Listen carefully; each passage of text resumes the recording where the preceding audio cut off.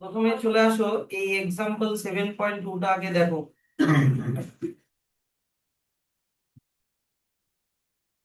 Example 7.2টা আগে করার চেষ্টা করো। তোমাদেরকে আগে মনে রাখতে হবে যে আগের দিনের আমাদের ফর্মুলা কি ছিল, যে work equal to force multiply displacement. এই এইটা দিয়ে এই ম্যাথটা আগে করার চেষ্টা করো, যে হোয়াইল সেভিং এ গোল। এই যে এই গোলকিপারটার কথা ভাবো, যে এই গোলকিপারটা একটা গোল সেভ করছে, একটা বলকে আটকাচ্ছে। Goalkeeper's hand moved back by 15 centimetre. এই গোলকিপারটার হাতটা বলের সাথে ধাক্কা লেগে পিছন দিকে 15 সেন্টিমিটার সরে গেল। And she stopped a ball while applying a force of 200 newton. আর ও তার জন্য বলের উপরে 200 নিউটন ফোর্স অ্যাপ্লাই করলো। 200 নিউটন ফোর্স অ্যাপ্লাই করলো। তাহলে how much work did the goalkeeper to do on the ball in stopping it. তাহলে ওয়ার্ক ইকুয়াল টু কি, ফোর্স মাল্টিপ্লাই ডিসপ্লেসমেন্ট। ও কত ফোর্স দিল, 200 নিউটন ফোর্স দিল, হ্যাঁ কি না? তাহলে ফোর্সের জায়গায় লিখে দাও 200 মাল্টিপ্লাই ওর হাতটা কতটা সরে গেল পিছন দিকে, 15 সেন্টিমিটার। এবার দেখো, আমাকে বলো তো একটা কথা,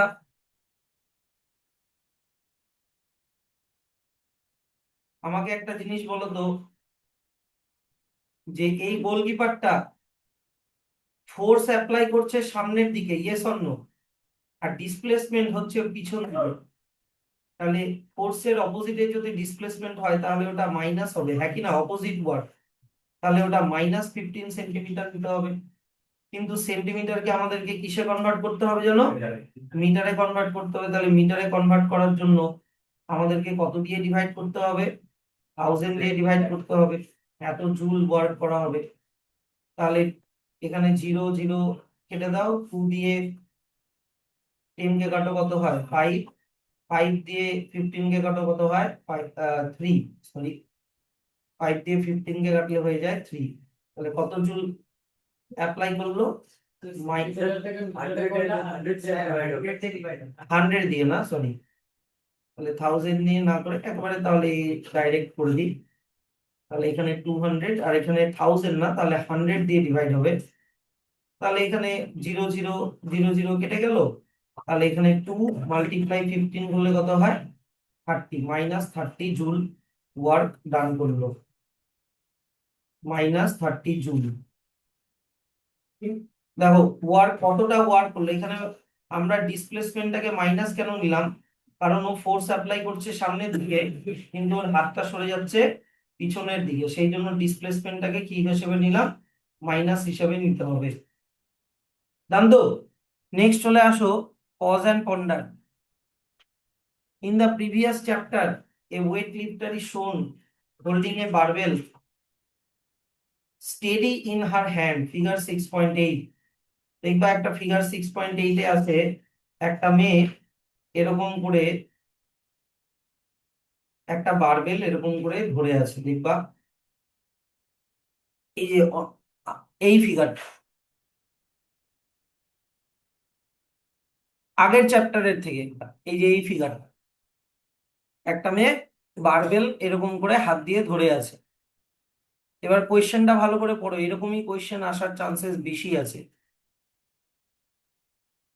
is she doing any work on the barbell while holding it steady. তাহলে বলো তো, ওয়ার্ক কখন বলবো? যখন কোনো ডিসপ্লেসমেন্ট হবে অবজেক্টের, হ্যাঁ কি না? তো ও যখন এই বারবেলটাকে ধরে আছে, তাহলে বারবেলের কি কোনো পজিশনের কোনো চেঞ্জ হচ্ছে? তাহলে কি ও কোনো ওয়ার্ক করা হলো? হলো না। তাহলে অ্যান্সারটা হবে নো। আর এটা রিজন কি হবে? As there is no displacement. As there is no displacement. Done. আচ্ছা, এবার 2 নম্বরে চলে আসো। Is the work done by friction on the stack of coin that travels on a rough surface, figure 6.13c, positive, negative or zero? দেখবা আগের চ্যাপ্টারে figure 6.13 টা আগে বের করো, আগের চ্যাপ্টারের।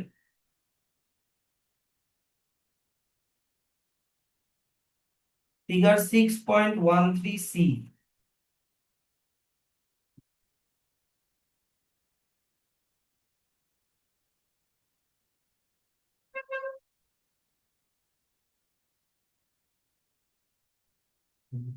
ফিগার 6.13 সি টা বের করো।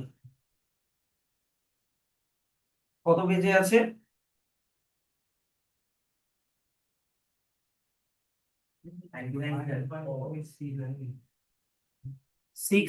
এই যে এটা এ আর বি তো,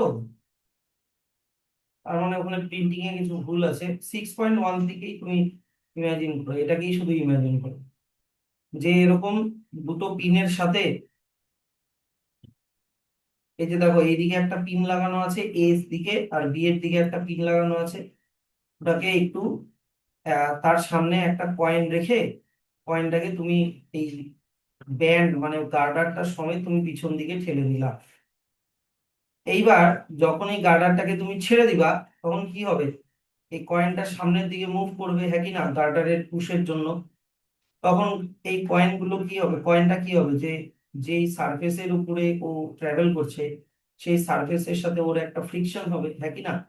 এবার চলে আসো ওই কোশ্চেনটাতে।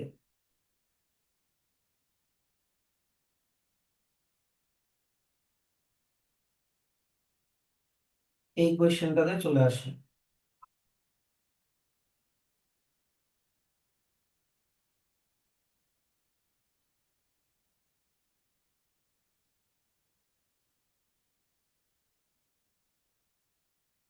ওই ফিগারটা দেখে নিলাম।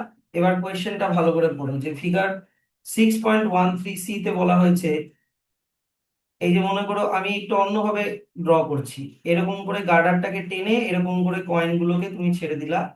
এবার কয়েনটা মনে করো সামনের দিকে যাচ্ছে, তাহলে সামনের দিকে যাওয়ার সময় সারফেসের সাথে এই দিকে ফ্রিকশন হবে, হ্যাঁ কি না। তাহলে বলছে যে ফ্রিকশনটা কোন ধরনের ওয়ার্ক করছে, পজিটিভ ওয়ার্ক করছে না নেগেটিভ ওয়ার্ক করছে না জিরো ওয়ার্ক করছে। তাহলে দেখো কয়েনের ডিসপ্লেসমেন্ট হচ্ছে এই দিকে, হ্যাঁ কি না, কিন্তু ফ্রিকশনটা কোন দিকে, তার অপোজিট দিকে। তাহলে অপোজিট সাইডে হলে কোন ধরনের ওয়ার্ক করা হলো, নেগেটিভ ওয়ার্ক করা হলো। তাহলে অ্যান্সার হয়ে গেল নেগেটিভ। ডান। আচ্ছা না, নেক্সট চলে আসো the work energy theorem. Work energy থিওরামে দেখো, প্রথমে এ নাম্বার ছবিটা দেখো, একজন ক্রিকেটার একটা বল স্ট্যাম্পের দিকে ছুড়ে মারলো।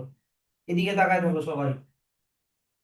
একজন ক্রিকেটার একটা বল স্ট্যাম্পের দিকে ছুড়ে মারলো, তার জন্য স্ট্যাম্প গুলো এরকম করে সরে গেল, প্লাস উইকেট গুলো ছিটকে সব পড়ে যাচ্ছে। এইবার তোমাকে আমি একটা জিনিস জিজ্ঞাসা করি, এইদিকে একটা, তোমরা তোমরা নিজেদের প্র্যাকটিক্যাল লাইফ থেকে বলো। মনে করো তোমরা সবাই ক্যারাম খেলা দেখেছো, এটা মনে করো একটা ক্যারাম বোর্ড। এবার এখানে মনে করো একটা স্ট্রাইকার রাখা আছে, এখানে মনে করো আছে একটা একটা গুটি আছে, এখানে মনে করো আর একটা গুটি আছে। তুমি স্ট্রাইকার দিয়ে প্রথমে এই গুটিটাকে স্ট্রাইক করলা, তার জন্য এই গুটিটাকে গিয়ে স্ট্রাইক করলো। তার মানে যখন তুমি এই দিক থেকে এনার্জি দিচ্ছ, ভালো করে বুঝবা জিনিসটা, তুমি যখন আঙ্গুল দিয়ে যখন এটাকে স্ট্রাইক করলা, তার মানে তুমি এর মধ্যে এনার্জি অ্যাপ্লাই করলা, হ্যাঁ কি না। এনার্জি অ্যাপ্লাই করার জন্য এই স্ট্রাইকারটা ডিসপ্লেসমেন্ট হলো, ডিসপ্লেসমেন্ট হওয়ার জন্য এই গুটিটাকে ও গিয়ে স্ট্রাইক করলো। তার মানে তখন ওই এনার্জিটা এর মধ্যে ট্রান্সফার হয়ে গেল, এই গুটিটার মধ্যে ট্রান্সফার হয়ে গেল। এবার এই গুটিটা গিয়ে যখন সেকেন্ড গুটিটাকে যখন গিয়ে স্ট্রাইক করবে, তখন এনার্জিটা এর মধ্যে ট্রান্সফার হয়ে যাবে এনার্জিটা, তখন এই গুটিটা মুভ করতে শুরু করবে। কি আমার কথাটা বুঝতে পারলা? তাহলে যখন একজনের উপরে যখন ওয়ার্ক করা হচ্ছে, তখন তুমি যে এনার্জিটা অ্যাপ্লাই করলা, সেই এনার্জিটা যদি অন্য আর একটা অবজেক্টকে টাচ করে, তাহলে কিছুটা এনার্জি ওর মধ্যে ট্রান্সফার হয়ে যাবে। সে যদি আবার অন্য আর একটা অবজেক্টকে টাচ করে, তখন এনার্জিটা ওর মধ্যে ট্রান্সফার হয়ে যাবে। এরকম করে মানে এনার্জিটা ট্রান্সফার পর পর পর পর হতেই থাকে। যদি পর পর অনেকগুলো স্ট্রাইকার থাকে বা গুটি থাকে, তাহলে এনার্জিটা ট্রান্সফার হতেই থাকে। তাহলে এইখানে আমাকে একটা এক্সাম্পল বলো তো, এই এক্সাম্পলটা আমাকে একটু বুঝাও। যখন তুমি, যখন একটা ক্রিকেটার বল দিয়ে স্ট্যাম্পকে স্ট্রাইক করলো, তখন স্ট্যাম্পটা তো সরে গেলই। এবার স্ট্যাম্প নিজের এনার্জিটা কার মধ্যে ট্রান্সফার করলো? এই বেলগুলোতে ট্রান্সফার করলো, হ্যাঁ কি না? তখন বেলগুলোও কিন্তু সরে গেল। Yes or no? চার একটা জিনিস বলো। ধরে নাও এরকম ছাদে বা তোমার ব্যালকনিতে এরকম টব রাখা আছে, টব, ফুলের টব রাখা আছে। এবার নিচে মনে করো একটা, কোনো একটা কিছু অবজেক্ট রাখা আছে, এখানে মনে করো প্লাস্টিকের একটা খেলনা রাখা আছে। এই টবটা যদি নিচে পড়ে যায় এই প্লাস্টিকের খেলনাটার উপরে, তাহলে প্লাস্টিকের খেলনাটা ভেঙে যাবে কিনা, বা প্লাস্টিকের খেলনাটার কিছু একটা ড্যামেজ হবে কিনা বলো তো? তার মানে এর মধ্যে যা এনার্জি ছিল, সেই এনার্জিটা যখন ও নিচে পড়ে, যখন পরের প্লাস্টিকের খেলনাটাকে যখন স্ট্রাইক করলো, তখন ওর মধ্যে এনার্জিটা ট্রান্সফার হয়ে গেল। এই ট্রান্সফার অফ এনার্জিকেই বলা হয় ওয়ার্ক এনার্জি থিওরাম। এই এক্সাম্পলটা একটু ভালো করে পড়ো, যে consider some everyday life example. A fielder throws a cricket ball towards the wicket, the moving ball hits the wicket, making it fall. Similarly, a flower pot raised to a height can damage an object below it if it falls. একটা flower পটকে উপরে রাখা হয়েছে, ও যদি পড়ে যায় ও নিচে থাকা জিনিসকে কি করবে? ড্যামেজ করবে। So in each case the ball or the pot has acquired a capacity to do some work. যখন ওর মধ্যে কিছু এনার্জি ট্রান্সফার করা হলো, তার মানে এখন এই স্ট্যাম্পটাও ওয়ার্ক করবে, বা এই টপটাও এখন কিছু ওয়ার্ক করার মতো এনার্জি ও গেইন করলো। An object having the capacity to do work is said to possess energy. But how did the ball or the pot get their energy? প্রথমে বলটা আগে আমাকে বলো, এই বলটা কিভাবে এনার্জি পেলো? তুমি ওই এনার্জিটা ওর মধ্যে দিলা, ইয়েস অর নো? হ্যাঁ কি না? আচ্ছা, এই টপটা কিভাবে এনার্জি পেলো? এই টবের নিচে থাকা অবজেক্টটাকে ড্যামেজ করার এনার্জিটা এই টপটা কিভাবে পেলো বলো? টপটাকে একটা হাইটে রাখা হয়েছে, ইয়েস অর নো? হাইটে রাখা হয়েছে, তার মানে ওর মধ্যে গ্র্যাভিটি এখন, ওর মধ্যে এখন গ্র্যাভিটি কাজ করছে, ইয়েস অর নো? তার মানে আর্থের গ্র্যাভিটির জন্য এখন এর মধ্যে একটা কি হলো? এনার্জি স্টোর হয়ে গেল। এখন এই টপটা যখন পড়ে যাবে, তখন ওই এনার্জিটা এর মধ্যে, এই নিচে থাকা অবজেক্টটার মধ্যে ট্রান্সফার হয়ে যাবে, তখন অবজেক্টটা ড্যামেজ হয়ে যাবে। তো একটা কোয়েশ্চেন এখানে দিয়েছে যে how did the ball or the pot get their energy? বলটা কিভাবে এনার্জি গেইন করলো? The ball gained energy from the work done by the fielder in throwing it. যখন ফিল্ডারটা ওকে বলটাকে যখন ছুড়ে দিচ্ছে, তখন বলের মধ্যে এনার্জি ট্রান্সফার হলো। আর পটের মধ্যে এনার্জি কিভাবে ট্রান্সফার হলো? Gained energy from the work done in raising it to a height. যখন ওকে একটু উপরে রাখা হলো, তখন গ্র্যাভিটেশনাল এনার্জির জন্য ওর মধ্যে একটু এনার্জি স্টোর হলো। তাহলে যখন তুমি কোনো কাজ করছো, কাজ করার সময় কোনো অবজেক্টকে যখন, ওই কোনো অবজেক্টের উপরে যখন তুমি কোনো কাজ করো, অবজেক্টের উপরে যখন তুমি ওয়ার্ক করো, তোমাকে ভাবতে হবে ওই অবজেক্টটার মধ্যে একটা এনার্জি স্টোর হলো। এই কথাটা বুঝতে পারলা? আচ্ছা, তারপরে এখানে দেখো একটা এখানে লেখা আছে যে, এই এখান থেকে আবার দেখো, when the ball hits the wicket it transfer its energy to the wicket, হ্যাঁ কি না? আগে বলো, এখানে সিকোয়েন্সটা বোঝো। এটা হলো তুমি, এক নাম্বার তুমি, দুই নাম্বার বল, তিন নাম্বার উইকেট। বোঝো, এক দুই তিন করে বোঝো। এক নাম্বার মানে তুমি এনার্জিটা ট্রান্সফার করলা দুই নাম্বার মানে বলের মধ্যে, তারপরে দুই নাম্বার এনার্জিটা ট্রান্সফার করলো তিন নাম্বার মানে উইকেটের মধ্যে। কি বুঝতে পারলে আমার কথাটা? তার মানে তুমি যখন, মানে এক নাম্বার তুমি যখন বলের উপরে ওয়ার্ক করলা, তখন এনার্জিটা ট্রান্সফার হয়ে গেল বলের উপরে মানে দুই নাম্বারে। তারপরে বলটা যখন ওয়ার্ক করলো, তখন এনার্জিটা ট্রান্সফার হয়ে গেল তিন নাম্বার মানে উইকেটের উপরে। এইভাবে এনার্জি, মানে ওয়ার্ক করলে এনার্জি ট্রান্সফার হয়, এটাও তোমাকে বুঝতে হবে ব্যাপারটা। আচ্ছা, making them move, thus work done by an object and its energy are closely related to each other. এই লাইনটা একটা ব্র্যাকেট করে দাও। তো ওয়ার্ক এনার্জি থিওরামে কি বলা হয়েছে, এখান থেকে একটা ব্র্যাকেট করো, the relation between the work done on an object and the change its energy is called the work energy theorem, আর যেটার ফর্মুলা হচ্ছে work done by an object is equal to change in its energy। এত অব্দি একটা bracket close করে দাও। তারপরে চলে আসো স্যার, ওয়ার্কের এসআই ইউনিট কি, আমরা সবাই জানি ওয়ার্কের এসআই ইউনিট হয়ে গেল জুল। এর আগের দিন আমি জুলের ডেফিনেশন কিন্তু বুঝিয়েছি, হ্যাঁ কি না? আচ্ছা, তারপরে চলে আসো,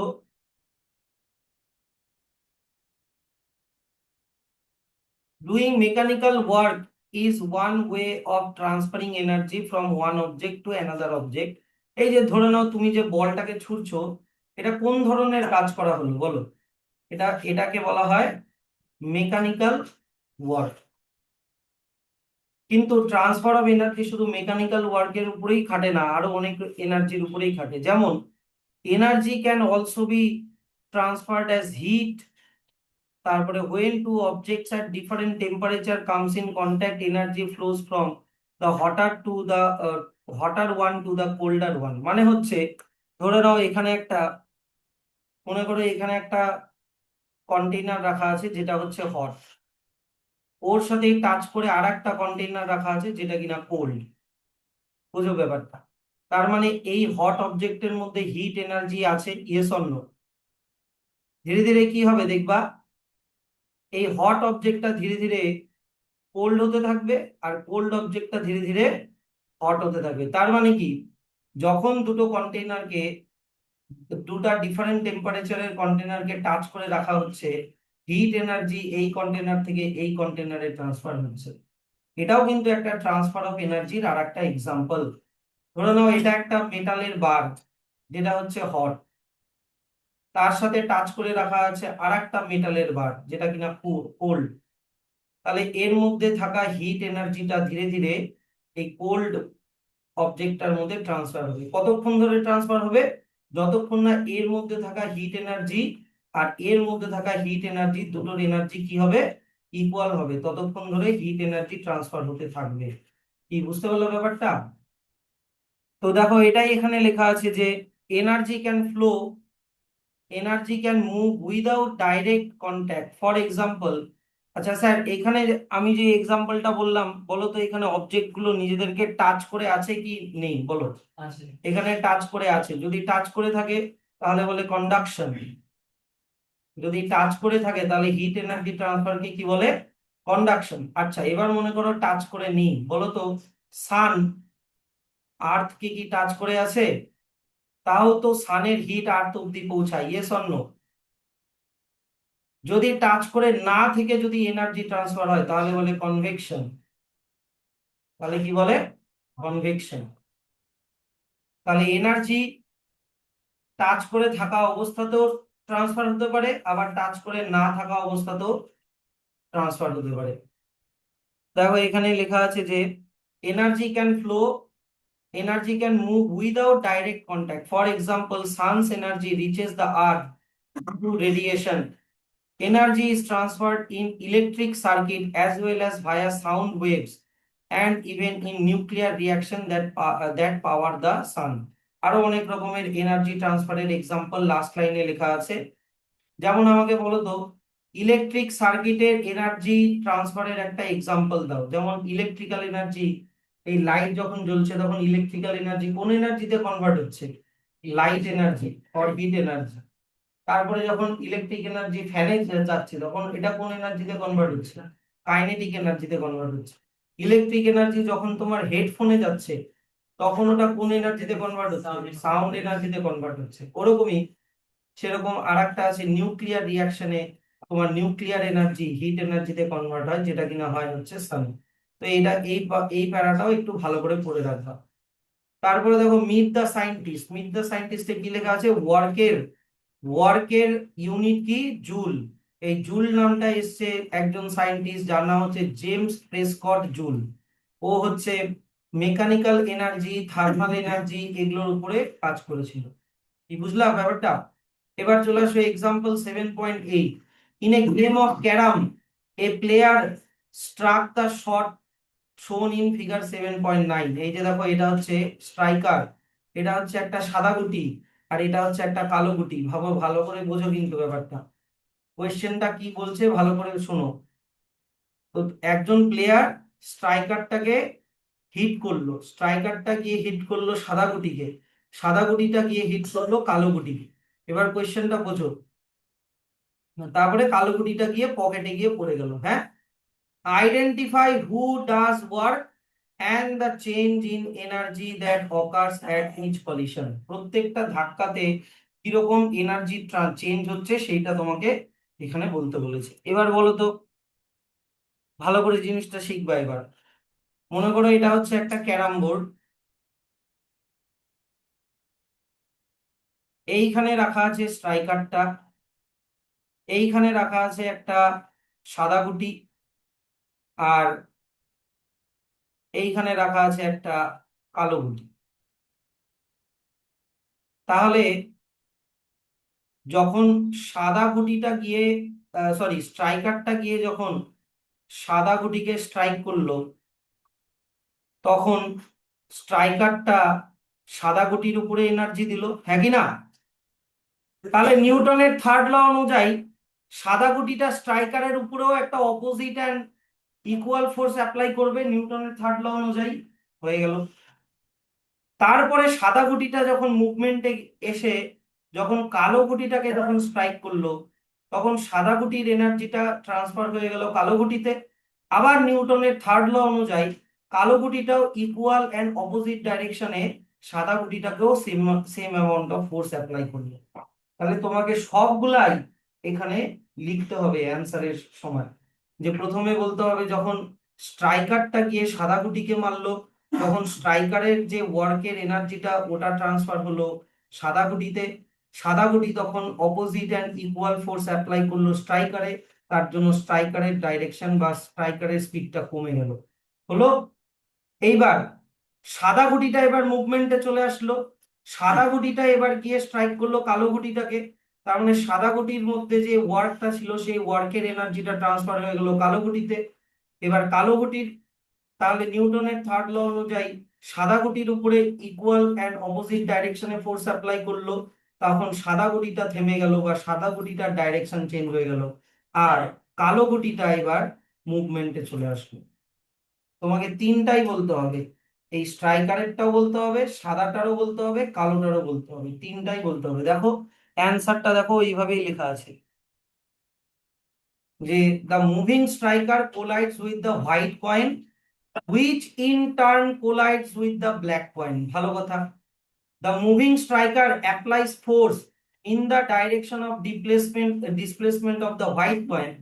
the striker does positive work on the white coin. তাহলে দেখো এইখানে জিনিসটা বোঝো তো, এই দিকের অ্যারোগুলো দেখবা এবার।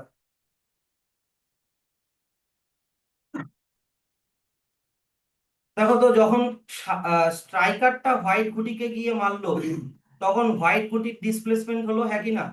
এবার আমাকে বলো তো, এখানে ওয়ার্ক আর ডিসপ্লেসমেন্ট একই ডাইরেকশনে না আলাদা ডাইরেকশনে? আ আ আ ভালো করে বোঝো।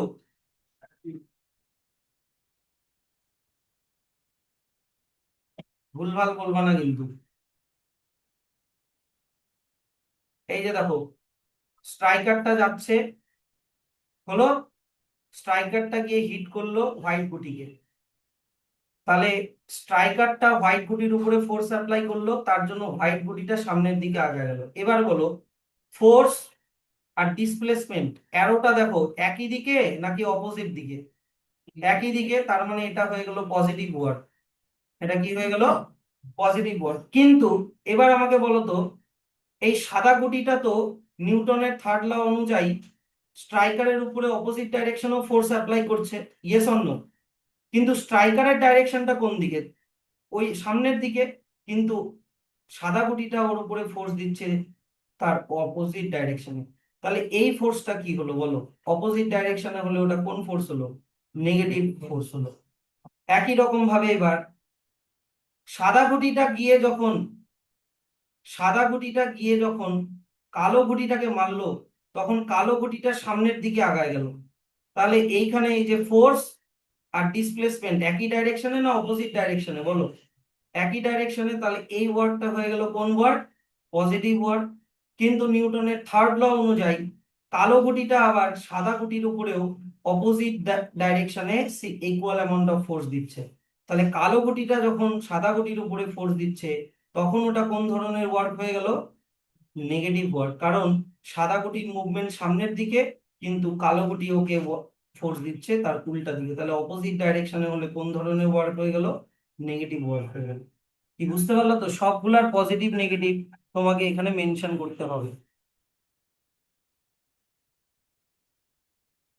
এই যে striker does positive work on the white coin, increasing its energy by Newton's third law. White কয়েনটা আবার দেখো কি লেখা আছে, স্ট্রাইকারের উপরে অপোজিট ফোর্স অ্যাপ্লাই করছে, তখন ওটা কোন ধরনের ওয়ার্ক হয়ে গেল? Negative work. তার জন্য স্ট্রাইকারের এনার্জিটা কমে গেল বা স্ট্রাইকারের স্পিডটা কমে গেল। সিমিলারলি হোয়াইট কয়েনটা গিয়ে যখন ব্ল্যাক কয়েনে গিয়ে স্ট্রাইক করলো, তখন ওটা কোন ধরনের ওয়ার্ক হয়ে গেল? Positive work. কিন্তু ব্ল্যাক কয়েনটা যে আবার হোয়াইট কয়েনের উপরে অপোজিট ডাইরেকশনে যে আরেকটা ফোর্স দিচ্ছে, ওটা তখন কোন ধরনের ওয়ার্ক হয়ে গেল? নেগেটিভ ওয়ার্ক হয়ে গেল। তাহলে এটা হচ্ছে তোমার অ্যান্সার। বলো এখান থেকে কোনো প্রবলেম থাকলে বলো। কি বুঝতে পারছো তো? না বুঝে যায় না কিন্তু এগুলা। আচ্ছা, নেক্সট তাহলে চলে আসি আমরা পজ অ্যান্ড পন্ডার। এই কোয়েশ্চেনটা তাহলে বলো, when you pedal a bicycle on a flat road, your muscle supply energy, in what form does this muscular energy appears as you ride? Muscular এনার্জিটা মানে তোমাকে অ্যান্সার জিজ্ঞাসা করছে, মাস্কুলার এনার্জিটা পজিটিভ ওয়ার্ক করছে না নেগেটিভ ওয়ার্ক করছে? বলো। মনে করো এটা হচ্ছে সাইকেলটা, ভাবো এটা হচ্ছে সাইকেলটা। সাইকেলটা মনে করো এই দিকে যাচ্ছে, আর এটা মনে করো প্যাডেল। তাহলে প্যাডেলের উপরে তুমিও ফোর্স দিচ্ছ, এই দিকেই ফোর্স দিচ্ছ, হ্যাঁ কি না মোটামুটি?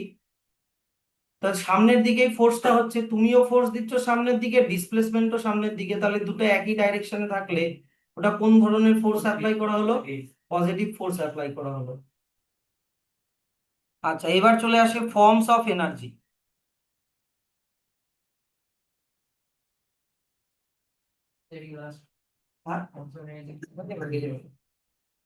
ফর্মস অফ এনার্জিটা লাস্ট না, ফর্মস অফ এনার্জির আন্ডারে আরো অনেক কিছু আছে তারা। প্রথমে চলে আসো, এনার্জির অনেক রকমের ফর্ম হয়। এই ছবিটাতে দেখো, mechanical energy, thermal energy, light energy, sound energy, তারপরে ইলেকট্রিক্যাল এনার্জি, নিউক্লিয়ার এনার্জি, আর হচ্ছে কেমিক্যাল এনার্জি। আরো অনেক এনার্জি আছে, তোমরা এই কটা দিয়েই তোমাদের এখন কাজ হয়ে যাবে। প্রথমে চলে আসো, প্রথমে কি মার্ক করবা এটা প্রথমে দেখে, এই যে এখান থেকে ফর এক্সাম্পল থেকে একটা ব্র্যাকেট করো। Electrical energy is converted into light energy in bulb, হলো, and into thermal energy of the water in an electric water heater। বোঝো কিন্তু, একটা বাল্বকে জ্বালাতে কোন এনার্জি লাগে? Electrical energy. আবার একটা ওয়াটার হিটারকে চালাতেও কোন এনার্জি লাগে? Electrical energy. কিন্তু বাল্বের মধ্যে ইলেকট্রিক্যাল এনার্জিটা কোন এনার্জিতে কনভার্ট হচ্ছে? Light energy. আর ওয়াটার হিটারের মধ্যে ইলেকট্রিক্যাল এনার্জিটা কোন এনার্জিতে কনভার্ট হচ্ছে? Thermal energy. কি বোঝা গেল জিনিসটা? আচ্ছা, আর একটা জিনিস বলো তো, তুমি মনে করো খাবার খাচ্ছ, ফুড, ফুডের মধ্যে কোন এনার্জি থাকে বলো তো দেখি? ফুডের মধ্যে থাকে কেমিক্যাল এনার্জি। এই কেমিক্যাল এনার্জিটা যাচ্ছে তোমার মনে করো পায়ের মাসেলে যাচ্ছে। এইটা ফুডের এনার্জিটা, খাবারটা খেয়ে এই ফুডের এনার্জিটা যাচ্ছে তোমার মাসেলে, পায়ের মাসেলে যাচ্ছে। তারপরে তোমার মাসেল কাজ করা শুরু করছে। তাহলে বলো তো মাসেলের এনার্জিকে কোন এনার্জি বলে? মাস্কিউলার, অর আর একটা বলবো mechanical energy. Muscular or mechanical energy. তাহলে এখানে কোন এনার্জি কোন এনার্জিতে কনভার্ট হলো বলো? কেমিক্যাল এনার্জি মেকানিক্যাল এনার্জিতে কনভার্ট হচ্ছে। এটাও দেখো এর পরের লাইনে লেখা আছে, দ্য কেমিক্যাল এনার্জি, এই যে এখান থেকে দেখো, the chemical energy in the food we eat powers our muscle and gets converted into which energy, কি লেখা আছে বলো সবাই? Mechanical energy. আচ্ছা, আর একটা জিনিস বলো, বেল যখন রিং হয়, বেল যখন রিং হয়, ধরে নাও কেউ হাত দিয়ে বেলটাকে রিং করছে, স্কুলে অনেকের ঘন্টা বাজায় যে, ওখানে মাসকিউলার এনার্জি মানে কোন এনার্জি বলো? Mechanical energy. আর ঘন্টার মধ্যে ওটা কোন এনার্জিতে কনভার্ট হচ্ছে? Sound energy. এরকম হচ্ছে এনার্জির ফর্ম গুলো কিন্তু চেঞ্জ হয়। এনার্জিকে কখনো ক্রিয়েট অর ডিস্ট্রয় করা যায় না, এনার্জিকে শুধু কি করা যায়? কনভার্ট করা যায়। আচ্ছা, এবার চলে আসো তাহলে 7.4, mechanical energy. Mechanical energy is the energy that an object possesses due to its motion or position. এটা হচ্ছে মেকানিক্যাল এনার্জির ডেফিনেশন। এটা ব্র্যাকেট করে দাও।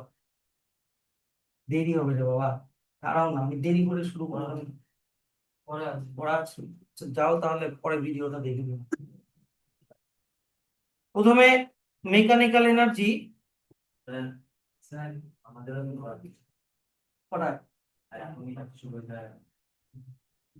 আচ্ছা পড়া আছে তাহলে যাও, আটকাবো না, আসো, যাও। দেরি করে হয়ে গেল না আমার আজকে। প্রথমে চলে আসা হচ্ছে kinetic energy. Kinetic energy,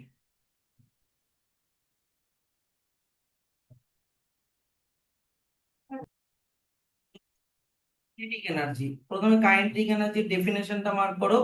the energy possessed by an object due to its motion is called kinetic energy. করছো? এইদিকে এক্সাম্পলটা দেখো তো, এই এক্সাম্পলটাতে দেখো একটা গাড়ি মোশনে আছে, তনুস্মিতা, একটা গাড়ি মোশনে আছে। তনুস্মিতা, তুমি কি হবে যদি তুমি এই গাড়িটার সামনে চলে আসো? তুমি ছিটকে পড়ে যাবা কিনা? ছিটকে পড়ে যাওয়া, তার মানে গাড়িটার মধ্যে একটা এনার্জি আছে, ইয়েস অর নো? তাহলে মোশনের জন্য কোনো অবজেক্টের মধ্যে যে এনার্জি থাকে সেটাকে কি বলে বলতো? Kinetic energy. সিমিলারলি ধরে নাও তুমি খুব স্পিডে দৌড়াচ্ছ, এবার দৌড়াতে দৌড়াতে তোমার সামনে কেউ চলে আসলো, তাহলে ধাক্কা লেগে সে ছিটকে পড়ে যাবে, তার মানে তোমার মধ্যে কাইনেটিক এনার্জি ছিল। তাহলে কাইনেটিক এনার্জি সেই এনার্জি যেটা কিনা কোনো অবজেক্টের মধ্যে তখনই অ্যাকোয়ার হয় যখন সে কিসের মধ্যে থাকে? মোশনের মধ্যে থাকে। আচ্ছা, এবার চলে আসো কাইনেটিক এনার্জি আর ওয়ার্কের ব্যাপারটাতে চলে আসি। প্রথমে এখান থেকে একটা, এই লাইনটা আন্ডারলাইন করো, যে it is common to define an object that does not move to have zero kinetic energy. বলো, একটা অবজেক্ট ধরো না, এই যে গাড়িটা প্রথমে থেমে আছে, তাহলে থেমে থাকলে কি ওর মধ্যে কোনো কাইনেটিক এনার্জি হলো? না, কাইনেটিক এনার্জি কি হয়ে গেল এখানে? জিরো। তার মানে ওর ইনিশিয়াল ভেলোসিটি কত ছিল? ইনিশিয়াল ভেলোসিটিও কত ছিল? জিরো। হ্যাঁ কি না? যখন ভেলোসিটি মানে শুরুতে ভেলোসিটি যখন থেমেছিল তখন ওর ভেলোসিটি কত হলো? জিরো। এইবার মনে করো গাড়িটা এবার একটা মোশনে আসলো, সেটা মনে করো ফাইনাল ভেলোসিটি, ফাইনাল ভেলোসিটি মনে করো ভি। তার মানে ওর, এবার ধরে নাও ওর মধ্যে কাইনেটিক এনার্জি চলে আসলো কে। এবার এই ইনিশিয়াল ভেলোসিটি থেকে ফাইনাল ভেলোসিটিতে আসার জন্য এই গাড়িটাকে যে ওয়ার্ক করতে হলো, সেই ওয়ার্কের ফর্মুলা হচ্ছে ফোর্স ইনটু ডিসপ্লেসমেন্ট। এই ফর্মুলা আমরা আগেও করেছি, হ্যাঁ কি না? Work equal to force multiply displacement. তাহলে এখান থেকে আবার একটা ব্র্যাকেট করো, যে consider an object that starts from rest and acquires a certain velocity under the influence of a force. Then by the work energy theorem, the work done by the force will equal to the energy gained by the object, which is the kinetic energy of the object in this case. বোঝো ব্যাপারটা? তার মানে এই লাইনটা এখানে লাগবে, the work energy sorry এইটা না, the work done by the force will equal to the energy gained by the object। মানে এই W এর ভ্যালু আর K এর ভ্যালু সেম হবে। এইটা এই লাইনটার মানে বলেছি। কোনো একটা অবজেক্ট যখন কোনো ওয়ার্ক করছে, ওয়ার্ক করে যদিও মোশনে আসে, মোশনে আসা মানে কোন এনার্জি ওই গেইন হলো, কাইনেটিক এনার্জি, তাহলে ওর ওয়ার্কের যতটা অ্যামাউন্ট হবে ততটা energy is equal to the kinetic energy হবে। দেখো এই লাইনটার মানে তাই বলেছে যে work done by the force will equal to the energy gain by the object. এই ফোর্সের জন্য যতটা ওয়ার্ক হচ্ছে ততটা is equal to the energy, kinetic energy. আচ্ছা, এত অব্দি ব্র্যাকেট করে দিলাম। আচ্ছা, এবার চলে আসো এর ম্যাথামেটিক্যাল এক্সপ্রেশন। যদি তোমাকে ওয়ার্ক যদি বের করতে হয়, তাহলে তোমাকে এই কাইনেটিক এনার্জি যদি বের করতে হয়, তাহলে এই ফর্মুলাটা ইউজ করতে হবে, K equal to half M V square. K equal to half M V square মানে একটা গাড়ির মধ্যে কতটা কাইনেটিক এনার্জি আসলো সেটা এই ফর্মুলা দিয়ে ইউজ করতে হবে। স্যার এই ফর্মুলাটা আসলো কোথা থেকে? এই যে দেখে নাও, এখান থেকে চলে আসলো। প্রথমে আমরা দেখে নিই যে মনে করো গাড়িটা ইনিশিয়াল ভেলোসিটি মনে করো ইউ, এবার ফাইনাল ভেলোসিটি মনে করো ভি, তারপরে ওর ডিসপ্লেসমেন্ট মনে করো এস, অ্যাক্সিলারেশন মনে করো এ। তাহলে আমরা একটা ফর্মুলা কি জানি, V square equal to U square bar plus two S.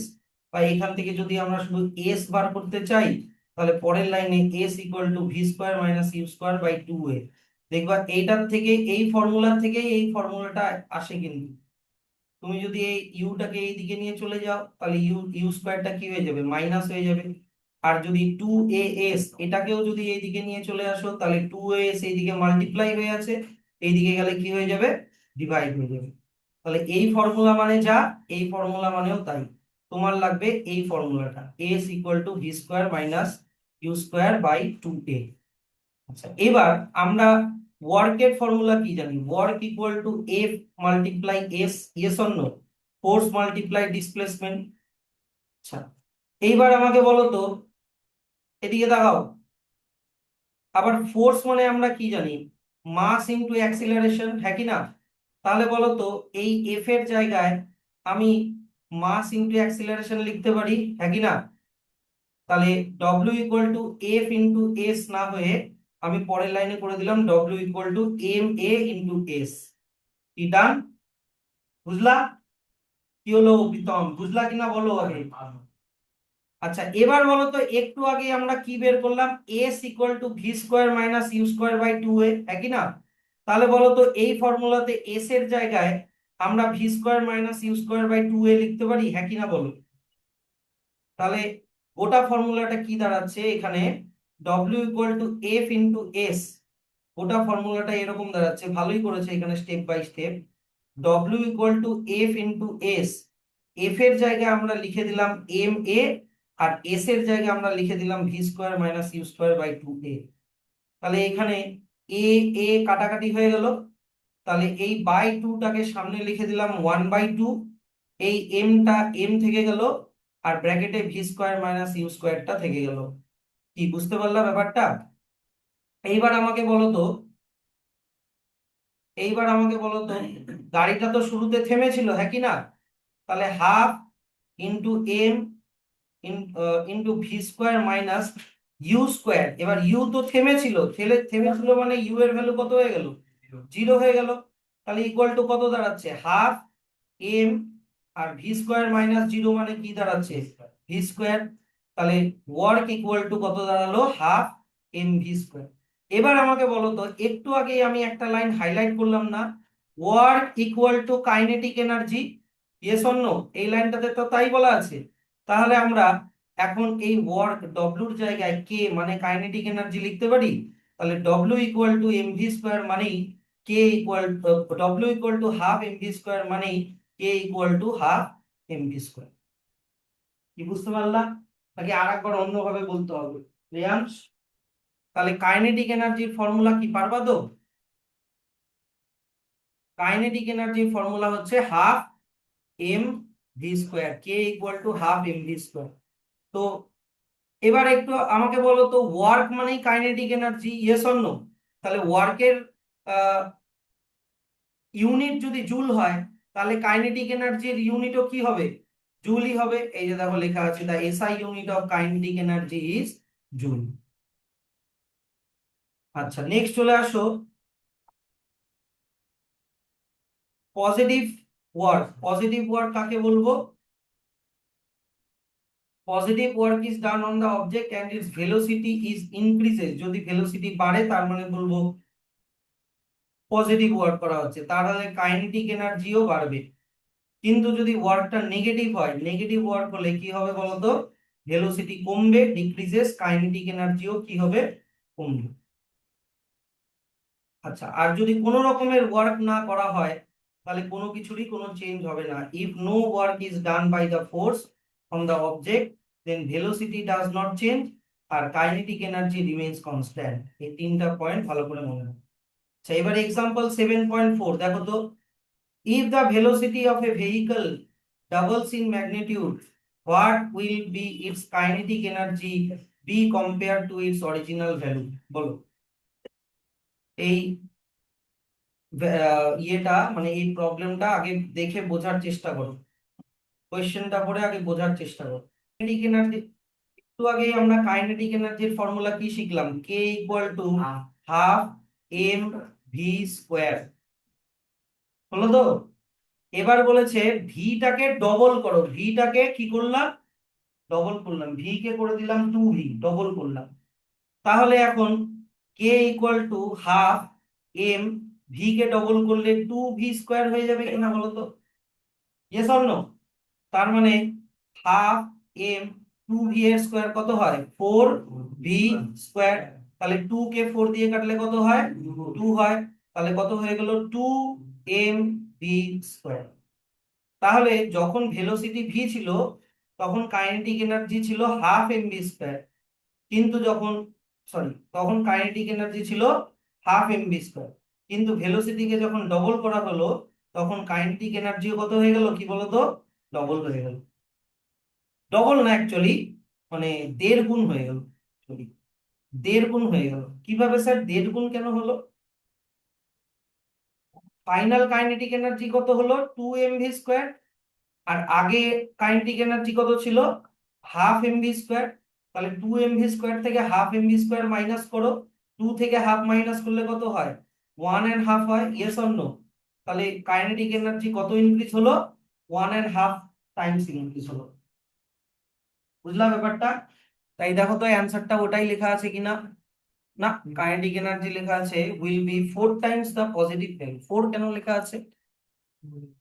ও, এখানে হাফ mv² কে হাফ mv²ই রেখেছে। কাইনেটিক এনার্জি হাফ mv² কে হাফ mv²ই রেখেছে। এখানে কাটাকাটিটা করেনি, বুঝলা? কাটাকাটি যদি না করি, আমি যদি মানে এখানে সিম্পলিফাই যদি না করি, এই 4টাকে আমি সামনে লিখে দিলাম আর হাফ mv² কে হাফ mv²ই রাখলাম। তাহলে আগে ছিল কাইনেটিক এনার্জি ছিল হাফ mv², কিন্তু ভেলোসিটি ডবল করালে হাফ mv² কত টাইমস হয়ে গেল? 4 টাইমস হয়ে গেল। তাহলে কাইনেটিক এনার্জি কত বেড়ে যাচ্ছে? 4 টাইমস বেড়ে যাচ্ছে। এটাই ঠিক। 1.5 গুণ বেড়ে যাওয়াটা ভুল বলা হবে, কারণ ওটা অন্য রকমের হিসাব হয়ে যাচ্ছে। আচ্ছা, নেক্সট চলে আসো example 7.5। In one of their fastest drivers and Indian cricketer deliveries, an Indian cricket bowler cricket bowled a cricket ball with an approximate mass of 0.2 kg at a velocity of about 154.8 kilometer per hour. Calculate the kinetic energy on the ball at the time of its delivery. দেখো এটার ইয়েটা করতে পারো কিনা, নিজেরা আগে করতে পারো কিনা দেখো, নিজেরা আগে বুঝতে পারো কিনা আগে সলিউশনটা দেখে। তাহলে বলেছে কি যে একজন ক্রিকেটার যে কিনা মনে করো খুব জোরে বল ছোড়ে, ও 0.2 কেজির একটা বলকে এত জোরে ছুড়লো যে বলটার মধ্যে 154.8 কিলোমিটার পার আওয়ারের ভেলোসিটি চলে আসলো। তাহলে ওই বলটার মধ্যে এখন কত কাইনেটিক এনার্জি আছে। তোমাকে এখানে সবকিছু দিয়ে দেওয়া আছে, এখানে সবকিছু দিয়ে দেওয়া আছে, কাইনেটিক এনার্জি বের করতে বলেছে। তাহলে kinetic energy equal to half m v square, yes or no? তাহলে kinetic energy equal to half. এবার বলের ওজন কত বলেছে? এম মানে বলের ওজন কত বলেছে? 0.2 কেজি। তাহলে কেজি কে কেজি রাখলাম। আচ্ছা, এবার ভেলোসিটি কত বলেছে? মানে বলটা কত স্পিড গেইন করলো? 152 বলো বলো, 154.8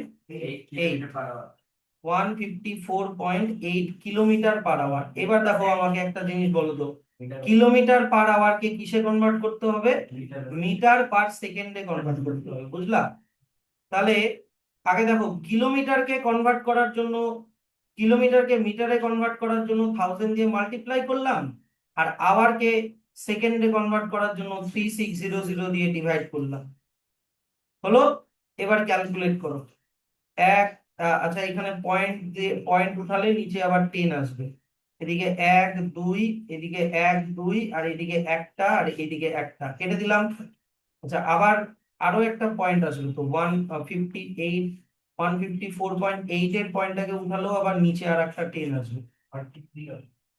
হ্যাঁ, 43 ঠিকই আছে।